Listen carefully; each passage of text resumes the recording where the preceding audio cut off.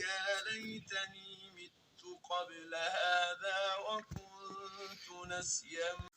صباح الخير، عاملين ايه يا حبيبي؟ وحشني كتير. انا عارفه ان انا متاخره عنكم في الفيديوهات، بس اكيد صوتي هيدل على اللي انا عايزه اقوله. يعني عايزه اقول لكم ان انا تعبانه شويه، طبعا عندي برد وكحه جامده جدا جدا، ووحشني الكلام معاكم قوي بصراحه. فقلت يا بنتي ايه، البنات في المدرسه دلوقتي اختهم نايمه، ودي احلى فرصه اتكلم فيها معاكم كده على انفراد واستفرد بيكم، يعني نتكلم شويه مع بعض. اتمنى يكون صوتي واضح ليكم. مش عارفه اسمي الفيديو ده ايه، هل هو فضفضه ولا حابه اتكلم معاكم عن حاجه انا حباها؟ حتى مش عارفه لغايه دلوقتي هسمي العنوان ايه، مش مشكله، كل حاجه بتيجي في وقتها. الاول التعبان زي كده يجي يشرب معايا ليمون بالجنزبيل، يعني حاجه كده تسلك مجرى الصوت شويه. بس محتاجه اخد كده بقى كده واجيلكوا تاني. طعمه صعب قوي، انا ماليش في المشروبات دي، مبحبهاش. بس مجبرة يعني، خلاص يعني صدري تعبني من كتر الكحة بعتذر ليكوا صدقوني. هتقولوا لي يعني خلاص حبكت تعمل الفيديو دلوقتي، هقول لكم هو حبك دلوقتي. صدقوني الاوقات دي مش بتتعوض ابدا يعني. المهم انا كنت انا والله ما مرتبه الكلام، مش عارفه هبدا بايه الاول ولا اتكلم فيه الاول، بس برضو الكلام هيجي لوحده. انا حابه اتكلم معاكم عن امي. امي الله يرحمها توفيه من 2006، واحنا دلوقتي 2022، يعني في اخر 22. يبقى كده بقى لها كام سنه متوفيه؟ 14 سنه. عايزه اقول لكم يعني مش قادره اوصف لكم قد ايه هي وحشاني قوي قوي قوي قوي قوي. بعد دلوقتي كده لما بقيت ام وبناتي بتكبر قدامي، في بعض الحاجات بيعملوها بحس ان امي جوايا، يعني فاهمين؟ يعني بلاقي نفسي اللي هي كانت بتعمله معايا انا بعمله، فاهمين قصدي ايه؟ يعني بحس ان ماما هي اللي بتتحرك، ماما هي اللي بتصرف معاهم، مش انا خالص. زي ايه كده يا زوزو؟ يعني مثلا افتكر ماما وهي يعني ايه، الدنيا خلاص نضيفة وزي الفل، وجينا من الدروس والاقيها بقى محضرة الفطار الغدا بتاعنا. آه، احسن حاجة بصراحة عندها، ببص بلاقيها مش شايفة نفسها. لا انتوا الاهم، انتوا اللي تاكلوا، احنا لا. يعني مش احنا لا اللي هو انا ما اكلش، لا، قصدها يعني احسن حاجة بتطلعها لنا وهي اقل حاجة. بس الحاجة دي انا ما كنتش حباها، فانا ما بعملهاش معايا الصراحة يعني. ما اكذبش عليكم بقى واقول لكم لا ده انا بضحي بنفسي من اجل الاخرين، لا لا لا. مع انه برضو مش حلو يعني، انا بضحك بس لا، مش يعني. بصوا انا عايزه اوصلها لكم بس مش عارفه ازاي. يعني مش صح ان الام تضحي بحياتها وكل حاجه عشان عيالها، ما هي ممكن تضحي بالحاجات الاساسيه، يعني فاهمين ازاي؟ يعني مثلا لو معايا فلوس وهم محتاجينها بقول لهم اتفضلوا، لو مثلا معايا حاجه انا مش محتاجاها بقول لهم اتفضلوا.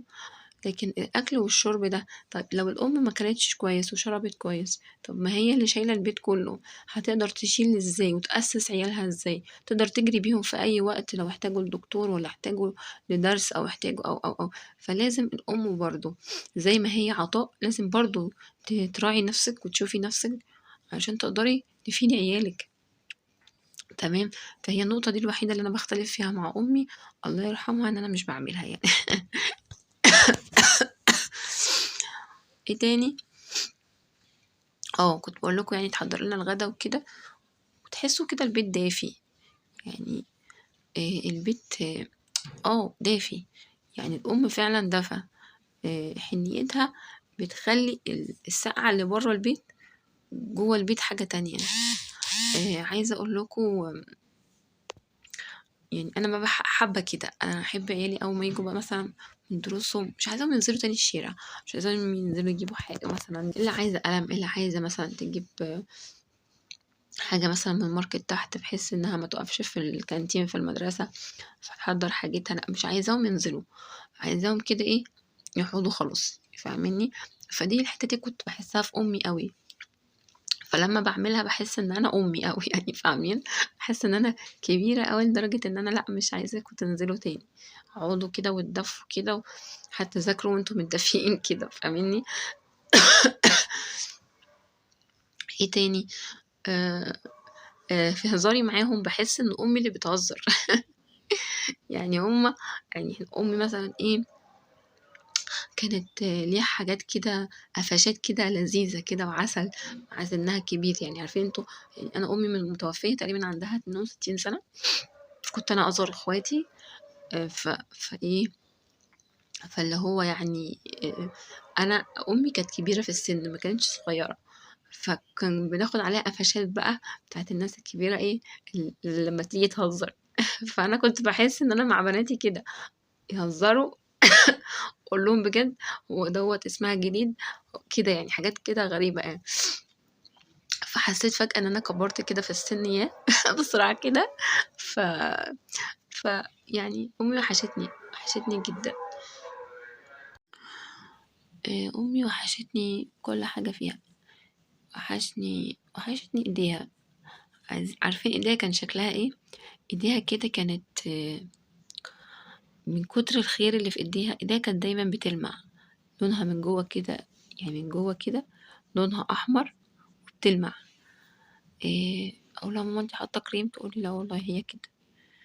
بتلمع من كتر غسيل الهدوم، يعني كان عندنا غسالة بس تقول لي ما بتنضفش، ما اعرفش انضف ما ارتاحش الا لما اغسل الهدوم بايديا، تمسك هدوم يعني واحد تقعد تغسل وتديله يعني امي كانت بتقولها يا ستي انتي بتطلعيش من المطبخ، يا ستي بتطلعيش من الحمام، بتزهقيش، بتتعبيش من الغسيل؟ تقول لهم لا ما بتعبش، النظافة ما بتتعبش، الراحة الكلام ده هو اللي يتعب.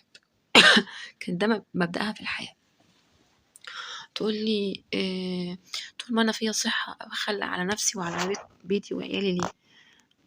أنتم أولى بيها، لغاية ما وقعت فجأة. باقول لكم مبدأ الأمهات زمان كانوا مضحيين جدًا، مضحيين لدرجة ما تتوصفش، كانوا بيدّوا كل طاقتهم، باللي يقدروا عليه واللي ما يقدروش عليه كمان بيدّوه.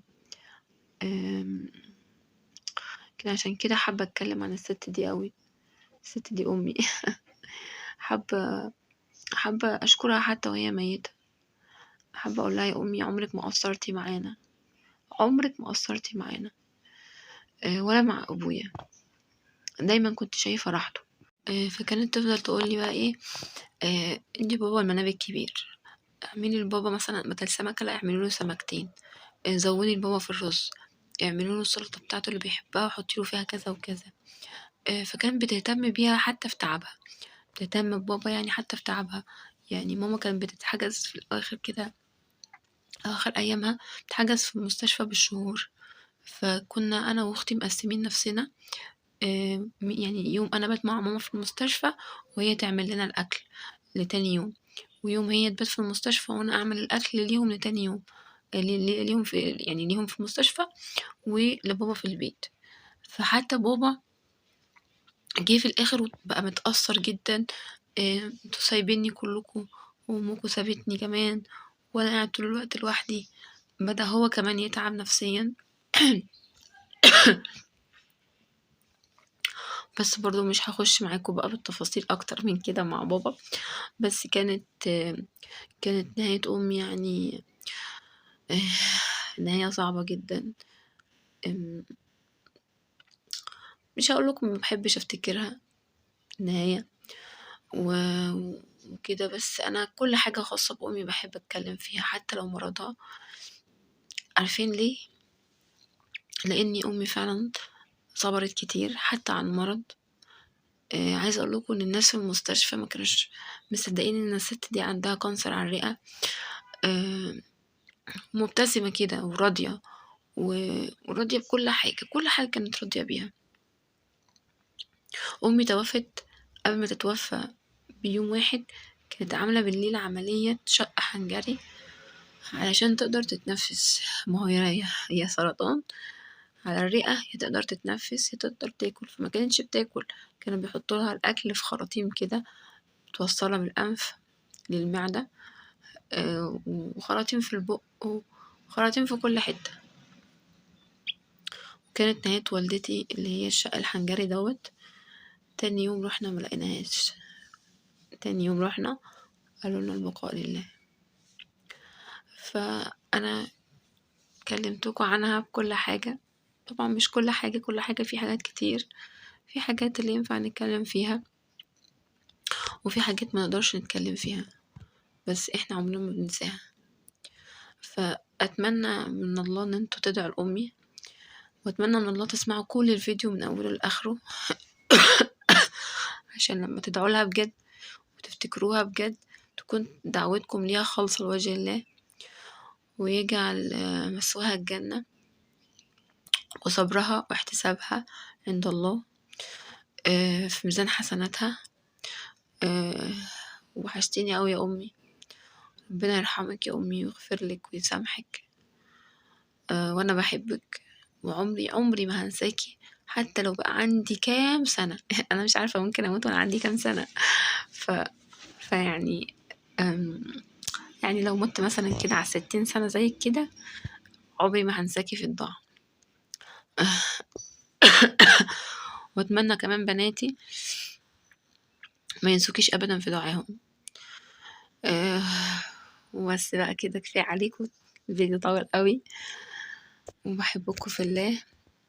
دمتم بخير، والسلام عليكم. وفي حاجات تانية برضو غير البنات، يعني ماما الله يرحمها كانت بتحب قوي تأكل الكائنات اللي مش بتتكلم، يعني زي القطط زي الكلاب كده. وبابا برضو كان بيحب يأكل الكلاب والقطط وأي كائن كده يبقى معدي من جنبه مش قادر يقول أنا جعان. يعني أفتكر أمي الله يرحمها دايما كانت تجيب رجول الفراخ تشتريها يعني وكده، وسوري يعني المصارين بتاعة الفراخ برضو، وتجيبها وتقعد في الحمام كده تمسك الكروانة وتقعد تنضف فيهم. والله، وتشطفهم كويس وبعدين تسلقها لهم. وطبعا الريحة بتبقى فظيعة وبشعة. بس يعني نقول يعني ناخد الأجر والثواب معاها ونسكت يعني. ما نبقاش احنا وهم عليها والله. وكانت تجيب الأكياس كده وتقعد تحط كميات. عايزة اقول لكم امي ما شافتش الحاجات دي، يعني ما شافتش حد بيعمل كده فهي بتعمل زيه، لا، يعني هي بتعمل كده من نفسها من قلبها. ف بعتذر لكم جدا. ف... فانا يعني لو كنت بحب امي 1,000,000%، فانا حبي ليها فعلا يعني ملوش حدود، وعمري ما انساها ولا انسى خيرها ابدا على اي حد في الدنيا. يعني اقول لكم ايه تاني؟ عايزه اقول لكم كفايه قوي امي كانت بتفتح الشباك بتاع البلكونه. اول ما تفتحه كده، البلكونه عندنا كانت متقفله بالازاز، شباك ازاز يعني شبابيك ازاز. كانت تفتح من هنا، اول ما صوت الشباك بتاعنا يتفتح كده تلاقوا كل القطط يتلموا تحت البيت، فتروح رمي لهم كده كيسين ماشي وتحطوا على جنب كده، ويروحوا واكلين ومخلصين ويحسين، يعني بصوا مش سايبين وراهم اي حاجه. ماما تبص عليهم تلاقيهم خلصوا، تروح واخده بقيه الكياس اللي هي حاطه فيها برضو اكل القطط وكده، واخداه في طريقها وتروح نازلة تاخد الأكياس اللي هي خلاص فاضت من القطط اللي رميت لهم من فوق، وتروح إيه حطّاهم في كيسة تانية عشان ترمي كل الأكياس الفاضية في باسكت الزبالة. يعني الحمد لله ما كانتش بتأذي جارها ولا الكلام ده، لأ الحمد لله، بالعكس كانت بتعلّم الناس الرحمة، لمّا أنت تشوف كده هتعلّم غيرك الرحمة. كانت تمشي أمشي معاها بقى في أيام تانية ألاقي القطط ماشية وراها، إيه يا ماما أنتِ مخبية أكل في جيبِك والّا إيه؟ تقول لي: "لأ هُم عرفوني، هُم صاحبوني خلاص، يعني هُم بيشوفوني كده رايحة السوق جاية من السوق هُم عارفين شكلي." تقول لي: "هُم مش بني آدمين بس هُم بيحسّوا، وبيحسّوا بطيبة اللي قدّامهم." وفعلًا عندها حق. الله يرحمِك يا أمي ويغفر لِك ويسامحِك، أتمنى كل الناس اللي سمعت الكام حاجة دول يدعوا لأمي من غير ما تفتكروها، والله أنا مش عشان أمي بس بجد أنا ما شُفتش أطيب منها. يعني أكيد في أمهات أمهاتكم كلكم طيبين، بس أنا كأمي أنا أنا ما شُفتش أحن منها بالنسبة لي. فربنا يخلّي كل الأمهات، ويرحم كل الأمهات اللي اتوفت، وأمهاتهم وأمهاتهم وأمهاتهم وأجدادنا يعني، وما يسوقناش في أي غالي أبدًا. طبعًا هتقولوا لي طَب أنتِ اتكلمتِ عن مامتِك ما اتكلمتيش عن باباكِ ليه؟ عايزة أقول لكم إن الاتنين مش محتاجين فيديو واحد، كل واحد فيهم محتاج 1000 فيديو. يعني مش بس الكلمتين اللي أنا قُلت لهم في الفيديو ده، هُم دول لأ، ده كتير، في حاجات كتير وفي حواديت أكتر، بس أنا مش عايزة أوجع دماغكم أكتر من كده. أنا حبيت أفضفض شوية معاكم، حبيت أخلّي ذكرى ليهم كده في فيديو عندي على القناة، يمكن في يوم من الأيام ما أبقاش موجودة، يعني مكتوب علينا كلنا. بناتي يسمعوا بقى الفيديوهات دي، إن شاء الله تعجبهم وترحّموا عليَّ وترحّموا على أمي وأبويا وأجدادنا كلّهم. لعل وعسى نلاقي اللي يترحّم علينا بعد كده. وأتمنى إنه يكون فيديو مفيد بالنسبة لكم ولو لحاجة بسيطة. آمم مش عارفة ممكن تكون إيه وجه الاستفادة، بس أكيد فيها رحمات كتير بالإنسان، بالأولاد، بالحيوان، واتعلمنا إن إحنا ما نعيشش لنفسنا بس، لأ نعيش لكل اللي حوالينا، وزي ما تزرعي زي ما هتحصدي، اللي بيزرع خير بيحصد خير، واللي بيزرع شر بيترد له. واللي عايز الكلمة اللي أنا عايزة أقولها إزاي أكتر ما هي بتتحس أكتر، يعني خليك بر بأهلك وبوالديك عشان بعد كده عيالك يبروك. في ناس كتير بتترمى في الشوارع، أمهات وأبهات بيقولوا إحنا عمرنا ما عملنا كده مع أهالينا. طب ليه يحصل كده معانا؟ طب إحنا ما عملناش كده، طب يعني هي مش الدنيا دين تدان؟ طب ليه بيجرى معانا إحنا كمان كده؟ هي دنيا اختبارات وابتلاءات، ومش كل الناس حلوة، مش كل الناس وحشة. فإحنا كل ما علينا إن إحنا نعمل الخير ونسيب الباقي على ربنا. كل واحد بيختار مصيره، كل واحد بيختار قدام عايز يعيش ازاي، مدايم إلا وجه الله. أسيبكم في حفظ الله وأمنه.